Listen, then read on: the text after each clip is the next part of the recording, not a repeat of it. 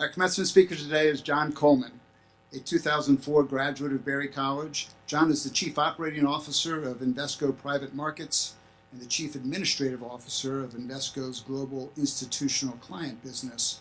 Invesco is a global asset management company that manages $995 billion of assets. John previously served as Invesco's Global Head of Strategy and Business Planning, and his professional experience includes positions in energy arbitrage, consulting, and housing and community development. John is also actively engaged in community affairs. Governor Nathan Deal appointed him to the boards of the DeKalb County Schools and the Georgia Student Finance Commission. That's the group that oversees HOPE and TEG scholarships, so we're thankful to John. He's a member of the boards of the National Monuments Foundation, the Georgia Charter Schools Association, and the Georgia Independent College Association. John is also a member of the Berry College Board of Visitors. He has been recognized on the 40 under 40 lists from both the Atlanta Business Chronicle and the Georgia Trend magazine. And in 2018, he was selected as a Presidential Leadership Scholar. John has published 2 books and is a regular online contributor to Forbes' Leadership Channel and the Harvard Business Review, where he focuses on personal development and leadership issues. John graduated from Berry summa cum laude with a major in economics and a minor in government. He was an honors student, a resident assistant, and vice president of the Berry Investment Group. He was the outstanding student in economics in the Campbell School of Business. He won the Hammond Poetry Award and the Martha Berry Outstanding Student Award. He is also a member of the forensics team, winning 160 awards, including the Pentathlon Championship, the top speaker in the nation his senior year. No pressure, John. Just to round out the picture, I should also note that while at Berry, John once attended a white Christmas holiday theme party dressed as Betty White. For those of you who remember Betty White, that he used to carry volumes, scrapbooks full of pictures in his wallet. This is pre-iPhone era. And that his friends say he always smelled nice, usually lavenderish.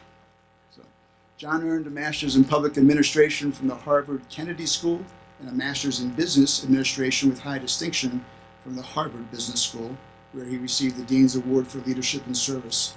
This will be the second time that John has spoken at Berry's commencement. The first time was 15 years ago when he was the student commencement speaker. On that occasion, he somehow managed to work both Britney Spears and Michael Jordan into his commencement remarks. So John is not quite as young as he looks. It's a delight to welcome John Coleman back to the Berry commencement podium.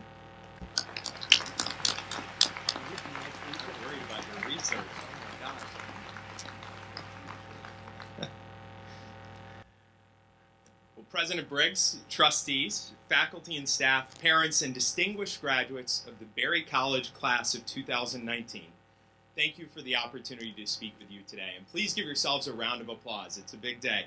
It's a big day. I'm grateful in so many ways today. I'm grateful to be back on a campus I love and admire, speaking to students who genuinely inspire me. I'm grateful that neither Professors Mike Bailey nor Frank Stevenson were allowed anywhere near my introduction, although I am worried about whatever the source for some of your anecdotes was. I'm grateful Dr. Michael Papazian still hasn't asked me for the honors philosophy paper I owe him from the fall of 2001. I'm grateful that I'm pretty confident my friend in the shorts in the front row is going to laugh at any of my jokes that fall flat. And I'm grateful to all of you for allowing me the next 1 or maybe 2 hours to speak to you today. It's very generous. I'm sure the rain will hold. But most of all, I'm grateful to President Briggs for that, shall we call it, revealing introduction. And indeed, I don't know if I smell like lavender today or not. You can ask my wife. But you know, Steve, I think you missed a few things. Did you know, for example, that in 3rd grade, I won the Arbor Day Poetry Contest my first time entering? I've met 4 U.S. presidents, only one of whom filed a restraining order afterwards. As a well-adjusted adult, I've got subscriptions to both Netflix and HBO now. The Netflix subscription is technically my mother-in-law's, but I think you get the point. And in the immortal words of Ron Burgundy, I'm kind of a big deal. At least that's one way to tell my story. The way I like it most, neatly arranged, unfailingly positive, and like a really good Instagram post, perfectly filtered to show me posed and positioned in the best possible light. We all prefer the filtered life, right? On Instagram, Snapchat, Twitter, WhatsApp, and LinkedIn, we post the best pictures and most impressive stories. We take thousands of photos of our travels to the beach in foreign cities and almost none of our daily commutes or unflattering hair days. In our resumes, we spend hours and hours poring over every bullet point and descriptive statistic to paint the perfect professional portrait. And when friends and acquaintances see us on the street and ask, "How's it going?" we say, "Great," or "Good," or "Fine." But there's another way to tell our stories, right? At least I know there's another way to tell my story. You see, when I was born, my family lived in a trailer park in Florida, not in a mansion in Buckhead. In kindergarten, I was held back a year because of learning disabilities. Throughout school, I excelled at some things and failed at others. There were entire years I tried to keep my head down so that the popular kids wouldn't treat me so badly. And when my own popular moments came, I too often used those to treat others the same way I had when I was on the outside looking in.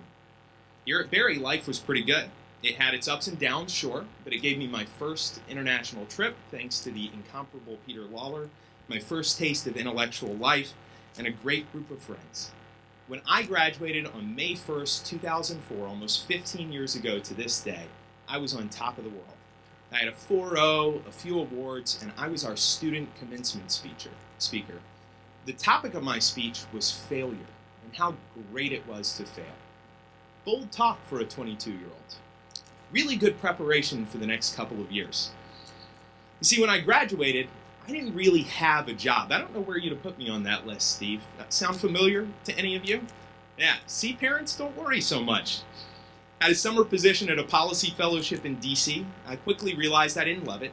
My girlfriend dumped me. I lived in a tiny studio apartment that had I kid you not, a Murphy bed that folded up into a wall-length mirror. And I ate so much ramen that they won't have to embalm me when I die. Midsummer, I decided to enter the private sector with no real idea what to do. I was rejected application after application after application until on a Friday afternoon, literally the day before I was losing my corporate housing, I received an offer from an energy trading firm and accepted on the spot. After couch surfing for 2 weeks, I had to find a house. So I moved into the basement of a townhouse I found on Craigslist with a 40-something-year-old divorced clarinet player. One of the first nights I came home, he and 20 of his closest friends were gathered around a karaoke machine in our living room singing Madonna's Like a Virgin. And I knew in that moment that I would never date again. At work, I was the world's worst energy trader, and my firm graciously let me quit before I was fired. I was fortunate to receive an offer from one of the world's best consulting firms, and I thought, this is it. Things are about to turn. They did. For the worse. That first 8 months in consulting was brutal. I worked 80-hour weeks, I gained 30 pounds, yet another long-term girlfriend dumped me, and once again I was failing at work. At one point I literally walked into the HR office at my company and attempted to quit my third job in the 2 years since I had been our graduation speaker. You know, as I gave that speech on May 1st, 2004, I thought, I am the BMOC. By spring of 2006, I thought, man, I am a POS. Then a funny thing happened. That'll kick in later, for those who've been out laughing. Then a funny thing happened. Things got better. My friend John made me get out of my apartment and pick up tennis. When I tried to quit my consulting gig, some colleagues took me under their wings and helped me make it work. When I decided to take some time off dating, I ran into an old Barry College classmate, Jackie Fight, whom I hadn't seen in 5 years, and that turned into a relationship that would become a marriage that would include 3 truly wonderful kids, all 3 of whom are here today, and only 2 of whom appear to be watching YouTube videos. At my lowest point, I rediscovered a faith from which I'd wandered and a family that I hadn't loved well enough. Those highs didn't last. I've experienced more ups and downs in the 13 years since, but I've begun to accept the messiness, to embrace it, and to share it more unfiltered with those who care about me most. And today, apparently with thousands of 20-somethings, their parents and friends, and the kind of random people who show up at Saturday morning commencements. I see you, Sam Jones. Graduates, I don't know your story. but I bet it's a lot like mine. If it isn't now, it will be. You see, at 37, I realized what I didn't know at 22, that the filtered life of Instagram and Facebook isn't simply unrealistic, it's damaging and isolating. And if I could give you one piece of advice today, it would be to live your lives less filtered. Living less filtered doesn't mean oversharing. Today maybe, but not usually. Frankly, we'd all be better off if we deleted social media and never again live streamed videos of ourselves baking cookies or going to the dentist, especially if you intend to be the 24th person to announce for the presidency this year. Instead, living unfiltered means embracing and being honest about both the good and the bad you experience with those you hold dear and with yourself. That breakup you had wasn't really mutual? That's okay. Acknowledge it. Your job's not going so well? Face it. Learn from it. Don't pull an Elizabeth Holmes and fake it until you risk federal prison. Need help? Ask for it. Let others in. That last part may be the most important. Research shows our generation growing more isolated and desperate. Most recent Gallup polls show record levels of fear, anger, and sadness worldwide. At a time when we're more interconnected than ever, we're also lonelier than ever. We keep our relationships superficial and unreal, so concerned with putting our best foot forward that we forget to extend a hand. In my life, parents, friends, mentors, and teachers saved me from my darkest moments and celebrated with me in my greatest triumphs. But they couldn't help me until I opened up and let them in. I'd also encourage you to be the kind of friend with whom others can live an unfiltered life. Be pushy. Be genuinely happy for your friends when they are happy. Mourn for them when they mourn. Sit quietly with them when their life is a mess, and they need to know it's okay for it to be that way. Look, you're Berry College students. Strike that. Today, you're Berry College alums. I know you can do this. I've heard the stories of the last couple of years. You've experienced loss in your time on this campus and pulled together in love, even when it was hard. You've embraced Martha Berry's motto, not to be ministered unto, but to minister.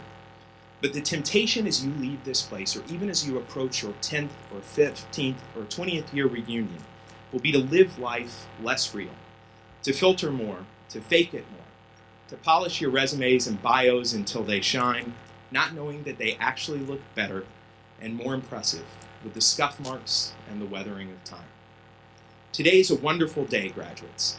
Ironically, you may get a taste of the messiness of life. To paraphrase Alanis Morissette, it's kind of like rain on your graduation day. Celebrate.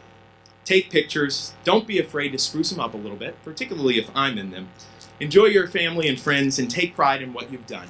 But don't fall prey to the error of our age and start to screen out the messiness of your life. At lunch today, talk to the people you love about their highs and lows, the things they regret, and the things about which they are proud. We all have stories, graduates. Learn to experience yours and others more fully. Congratulations, class of 2019. I wish you humility on your mountaintops, resilience in your valleys, and a life less filtered every day. Thank you.